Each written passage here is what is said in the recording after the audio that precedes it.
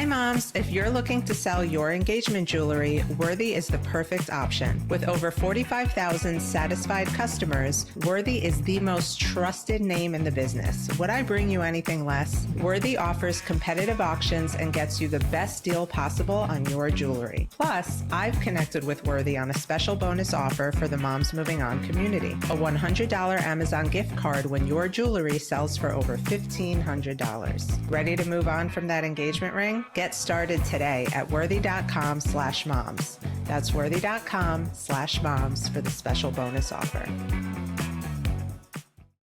We're asked as divorcing people, and you know, because you did it, to make some of the hardest decisions of your life when you are your most emotional and upset. Like, don't you think that's just like a backwards ass process a little bit? It's horrible. And not only are we asking you to make all these decisions in a very emotional time, most of the decisions we're asking you to make, we make them appear to be bigger than they are. Ooh, thank you for admitting that. 100%.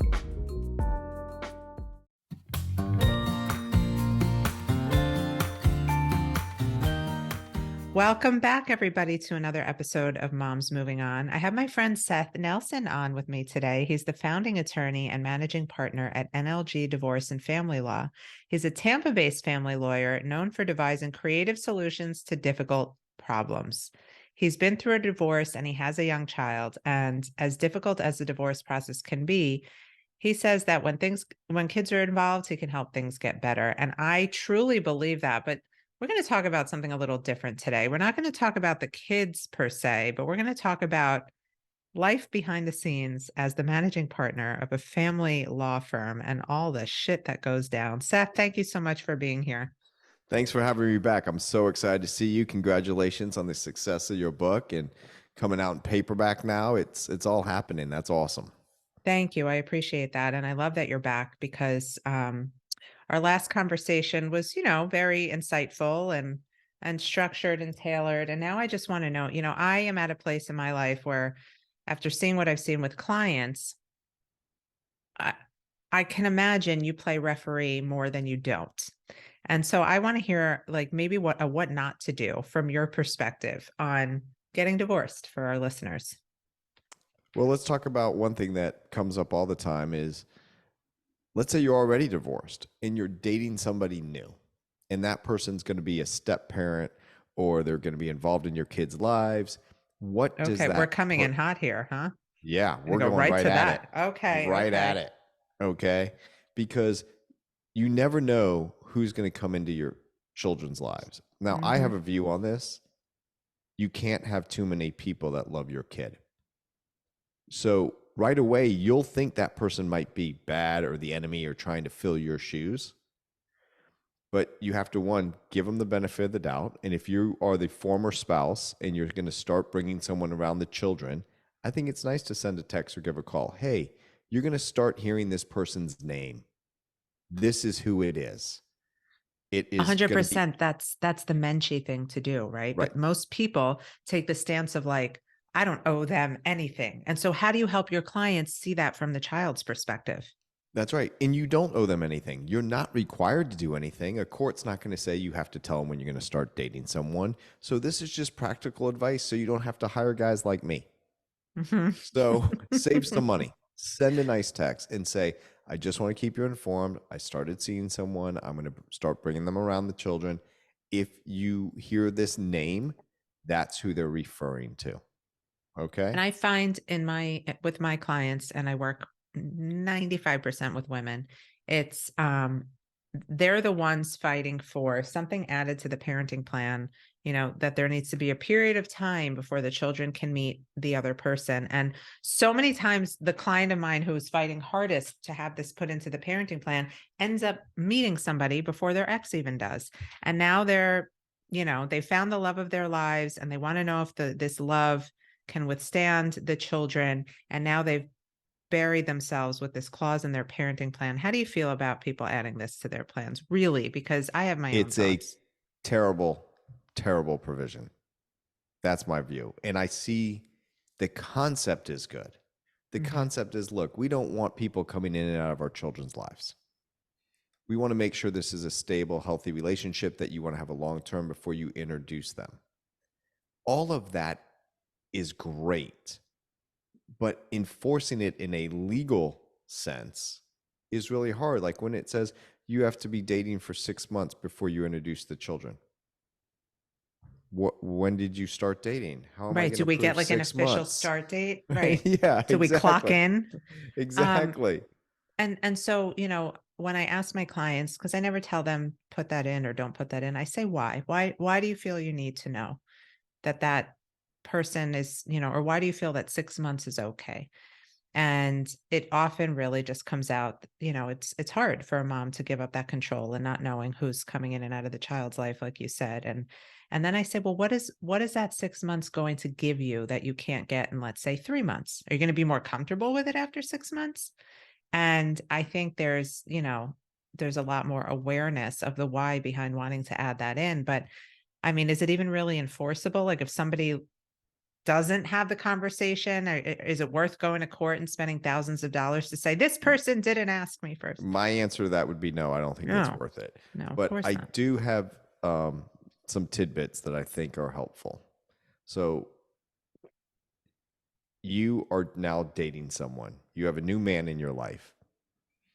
And what is his role in supporting you when you are parenting your children and co parenting with your former spouse? I think Mm, that's an important conversation for people to have with their person they're dating, their new fiance, their new spouse. Here's my view on it. Your new fiance, your boyfriend, has one job when it comes to your children and your former spouse. One job, and it's easy. It's to support you. hmm. You do not need to be arguing with your boyfriend about arguing with your ex-husband. I That's I not wish you could. support. I wish you could say that again. There's too I'll say many it people. again. Say it You again, man. cannot be with someone that you're arguing with your boyfriend about arguing with your ex-husband, Hmm. Right. because that person's supposed to be there to support you, and now you have two arguments instead of one. Right. And I see it all the time. And I mean, it's this is where I tell people to take the space to be alone versus jumping into something where you're going to add more chaos to your life, your children's lives. But it's hard to do because I mean, you're divorced. It's you come out of a marriage and you're like, will anybody like me? Is there anybody out there? And so I'm people find single, I have themselves, 3 kids, I'm divorced twice. Whatever the case may be, you're yeah, going to have that self-doubt. yeah, But you're looking for someone that's going to support you and make you stronger and not tear you down. And so I think you have to have that conversation with them. And this is how it goes: is you need to be clear. The guy is not a mind reader. So tell them, I'm about to vent to you and I don't want you to fix my problem. hmm, But you have to tell them, because guys are going to want to fix the problem. yes, that's Okay. true. And if you want to help me through this, all I need you to do is listen, don't fix it. And at the end, give me a hug, take me to dinner. We won't talk about it. Pour me a glass of wine, but that's all I need you to do. And if the guy truly loves you and supports you, he should be thinking in his mind, holy shit, this is easier than fixing it. Right. Yes, I don't That's have to do all. any work here. That's all I have to do is keep my big mouth shut. It's hard for me, but it's easier than fixing the problem. Uh-huh. And so that's one thing. Well, So I that see would be a big one. a lot of clients will come to me and they'll say, my ex was so controlling. He's definitely a narcissist, which I don't like that word that too much. But then they'll get into relationships where the new partner, boyfriend, girlfriend, whatever, is fueling that. Yeah, don't talk to him. He's an asshole. He doesn't treat you well. And the kids don't deserve to see him. He cheated on you. And then they have these people in their lives that are basically doing the same thing the ex did in a That's right. different way. And it's so painful to watch. I don't know how we got on this from the parenting plan piece, but whatever. This is important Well, information because too. it's how people introduce these people. Yes. So that's how we start talking about it, right? But on that piece where that's what you're looking for in someone you want to start walking your life next to in this world. Hmm. And if they're controlling, if they're trying to get in the middle of that relationship, if they're doing X, Y, and Z, it's going to be their insecurities, which Hmm. means they're overstepping their bounds. They're Hmm. overstepping their role. And so a big place people overstep roles is dealing with kids, because now they're around the kids, and the kids shockingly don't do everything they're supposed to do. They don't always behave. They don't just follow what mom's saying. And I'm just saying mom and boyfriend because it's easier, so we don't have to keep repeating who's who in these hypotheticals. But if a kid isn't doing what they're supposed to do and you're the boyfriend, here's my suggestion: you don't tell them what to do. All you need to do is say, I've got some advice for you if you want to hear it. I can maybe help you through this. I'm laughing because that's so my husband. Like, do you want to hear what I think? And that's usually I'm like, no, I don't want to hear what you think. No, leave me alone. But when you say that to a kid, they might say, well, yeah. I said, then you say, I think you should do what your mom asked you to do. And I would even go a step further and don't just clear the dishes. Why don't you wash them and put them in the dishwasher? And then Mm-hmm. at the end, go tell mom, I really appreciate the dinner you made. Mm-hmm. That would be my advice. You do Yeah. what you want, but I see a train wreck coming. It's up to you, you know? Yeah. Yeah, And then absolutely. the other, and I am telling you right now, a lot of what I'm telling you are things that I've learned in my own personal life over the years. But I was talking to my fiance's 16-year-old about an issue. And I said, do you want to have an adult conversation about this and hear my advice and counsel, and I'll treat you like an adult? Or would you like to have the child conversation? Well, what's a 16-year-old going to pick? He's going to pick the adult conversation. Of course. And so I said, here's the adult conversation. We had a conversation. He goes, just out of curiosity, what's the child conversation? I'm like, just do it.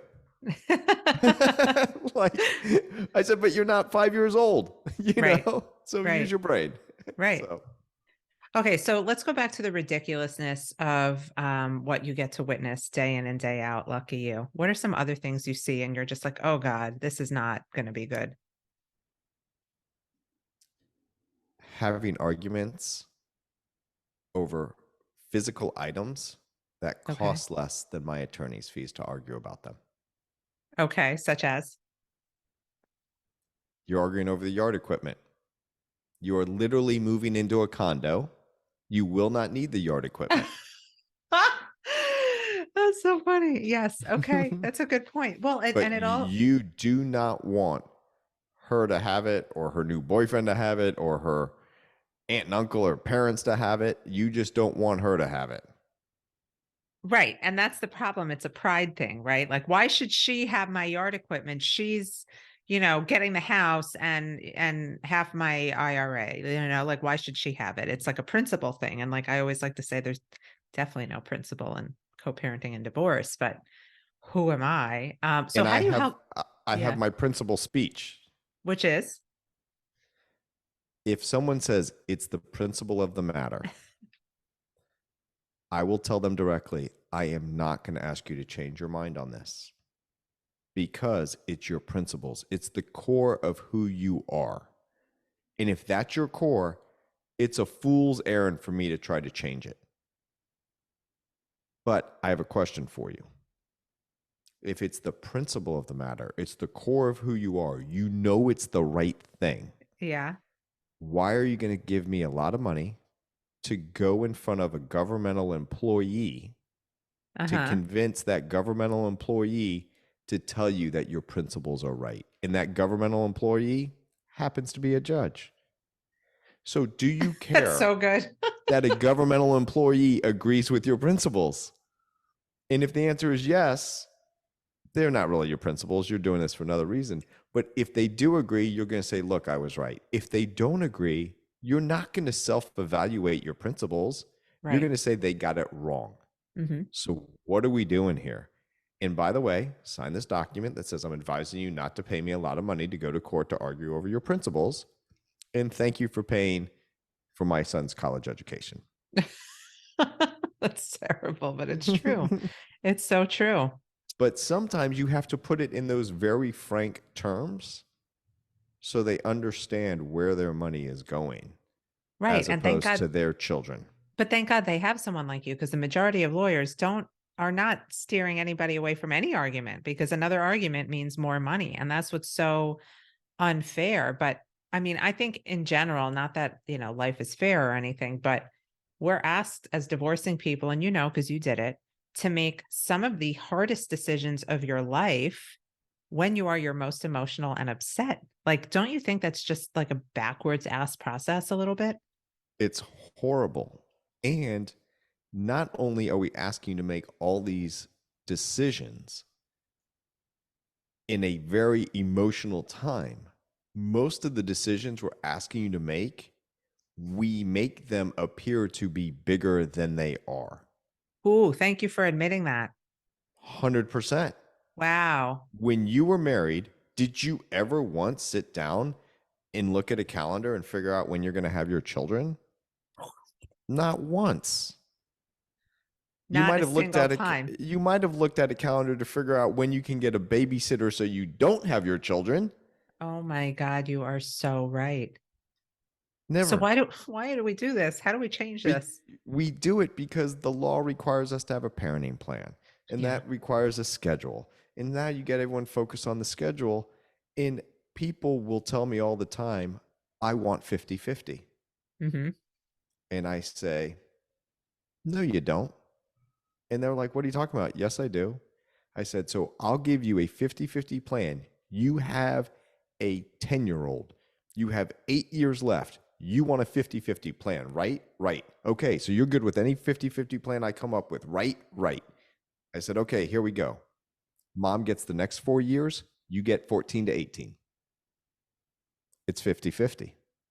They're Hmm. like, that's stupid. I don't want that. I said, see, you don't want any 50-50 plan Right. because that 50-50 plan doesn't work best for your kid. Right. Yeah. So let's get away from 50-50. Let's talk about quality time. Well, aren't we getting away from 50-50 here in Florida a little bit? In the cases that I'm involved Yeah. in I practice now all over the state. Majority of is in the Tampa Bay area, 4 or 5 different counties. I truly believe that these judges come to these cases in their minds of it's 50-50. Tell me why it shouldn't be. That's not what the law says.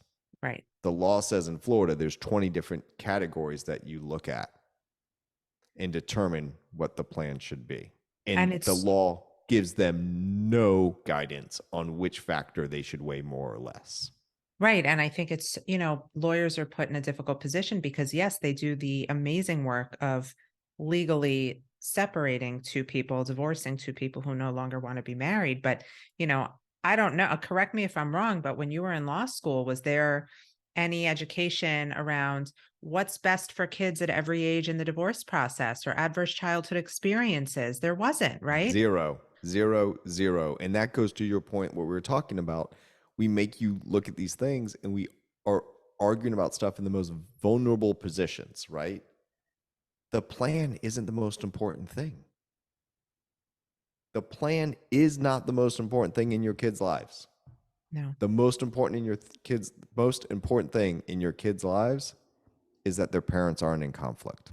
Oh my God, my heart is exploding. This is why I created my Moving On Method divorce certification program, because you can be a divorce coach or a divorce lawyer or a divorce professional all day long, but to have the knowledge to help the children is something altogether different. And that's what I think so many people in the family law industry need. Not to toot my own horn, but I think it's a really important 4 days of learning for people who just want to help their clients have divorces their kids don't have to recover from one day, because the conflict is just awful. And what it does, little by little, that builds up to something so big it's almost too hard to undo. And your children is just terrible. And Michelle, that's why I love what you're doing. That's why I'm so thrilled to be back on the show because you play the long game. Yeah. And when I mean long game, I don't mean if you're divorcing and your kid's 4 that you're worried about 14 or 18. We're talking 24, 34, 44. because you want your children to come to you in good times and bad, to support them and celebrate with them. And you cannot have that type of relationship if you totally trash the other parent and you screw it up in the divorce. Well, and this is what I say all the time. It's like your kids are adults for far longer than their children. And do you want to have to spend all that time repairing with them when they know better and they're sick of you and can't believe how you messed up their childhood? Probably not. 100%. That's a great way to Get put it. off my soapbox here. Okay, what else? Give me more. Give me some like juicy details. Um, I'll tell you, this is something that we deal with a lot, which I did not realize there was so much of this in our society until I practiced family law, is how much mental illness and addiction there is, and how Yeah. that really drives divorce, Yeah. and how you will try to protect your children from that and shield them from those types of behaviors in the other spouse and the other parent. And I have a little different view take on it, which might be a little controversial. I want to hear So it because I'm a little controversial. So we're probably aligned. I don't think it's, I mean, there's always safety issues.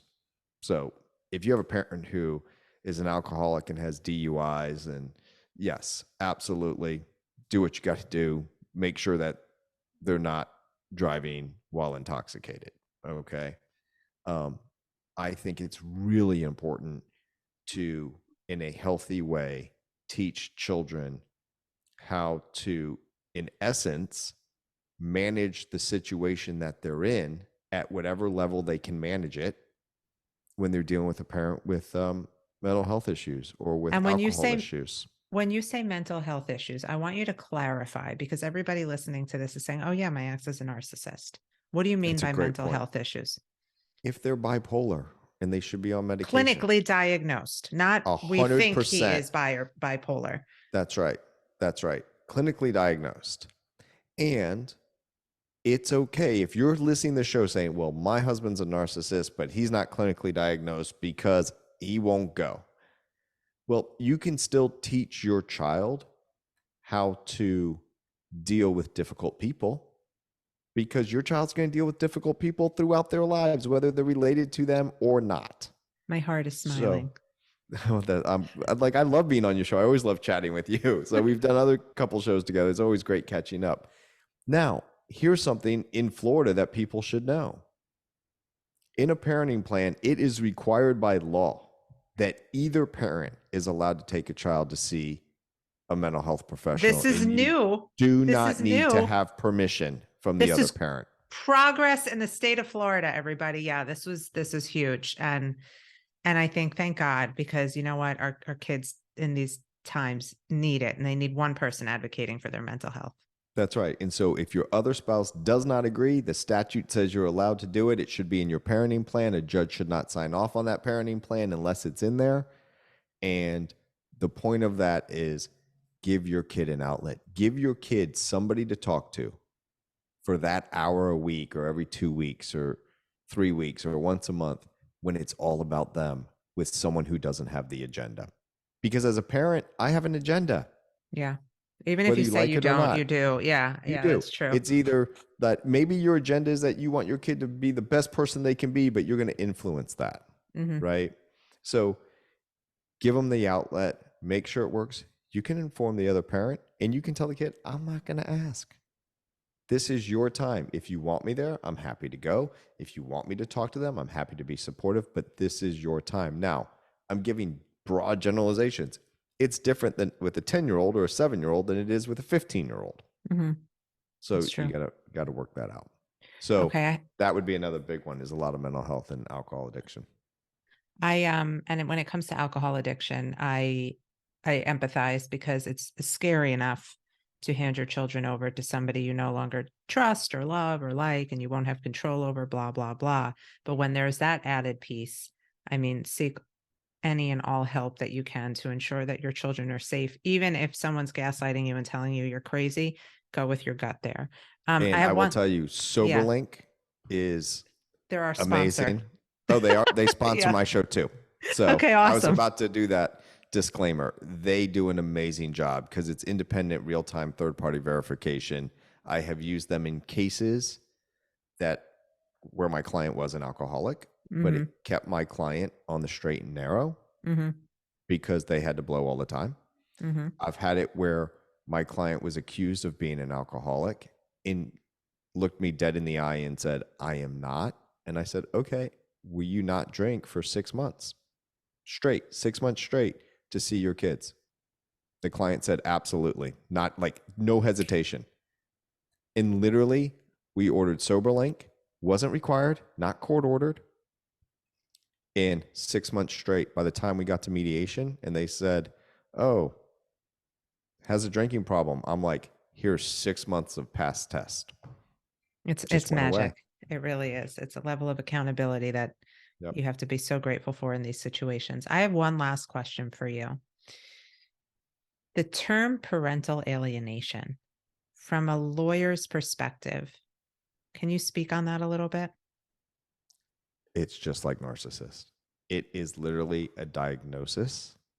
And when you say your other parent is alienating your child, you should change that to they're trying to alienate the child. Mhm. Doesn't mean they're Yeah. going to succeed. 90% of the relationship you have with your child is all based on you.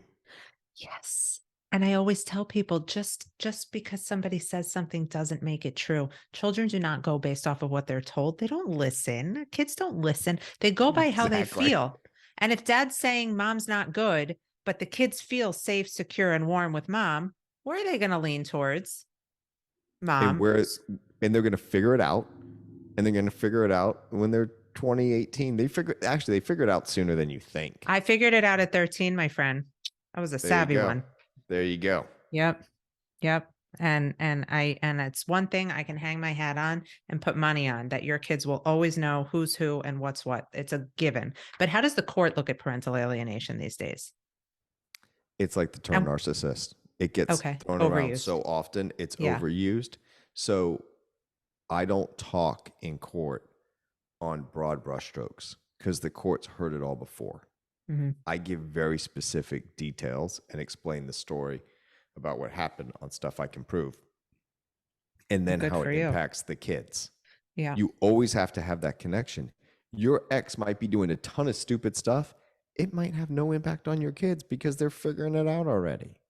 And that's where I Don't come in make as it a a thing. coach. Yeah. We talk off the ledge all the time. Like, okay, yes, it's horrible that he's spending his weekends at strip clubs, but what does that have to do with the children? Or, and there's so many things that we take as a personal attack that our kids may never even know about, and how to separate your emotions from what this person is doing from what actually matters long term for the kids.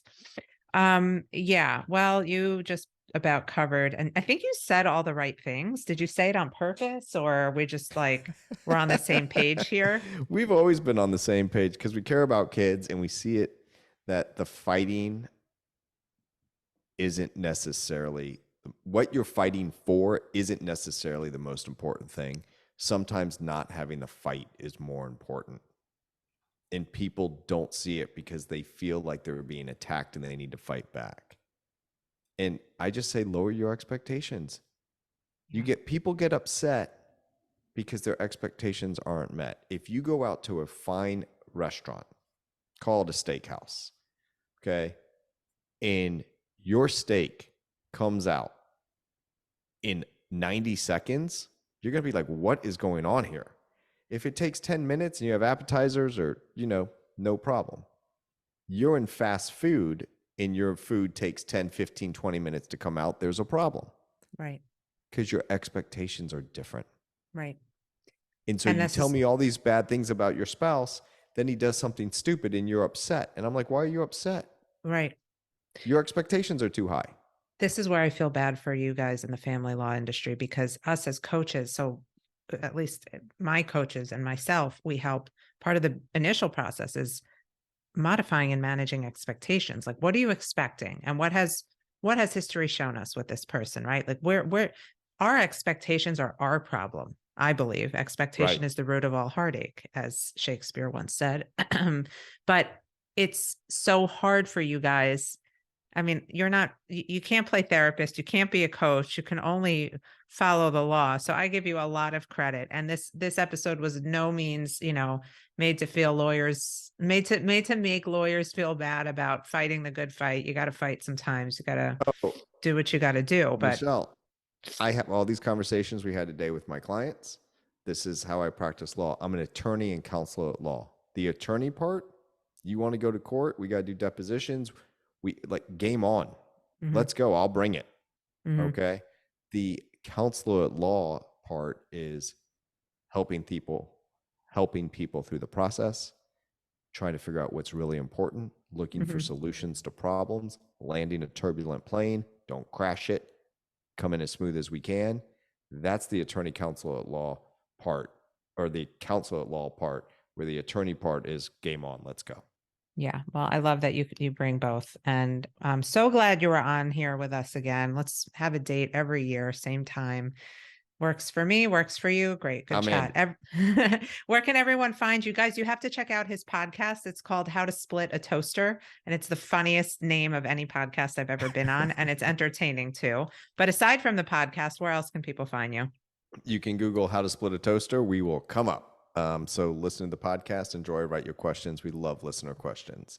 Other than that, just go to NLG Family Law and you will find us, or just Google Seth Nelson, family law attorney, and I will come up, and we're happy to help in any way that we can. We got a great legal team behind me and with me. We got 5 lawyers now at our firm, and we're continually growing and taking cases all over the state, but we're just here to help. Good stuff. Good stuff. And for those of you listening, I suggest you listen to the podcast, if nothing more. If you have questions or you want to talk more about what not to do when getting divorced, you know where to find us. info@momsmovingon.com. Check out our courses, workshops, coaching opportunities, and we'll see you next time on Moms Moving On.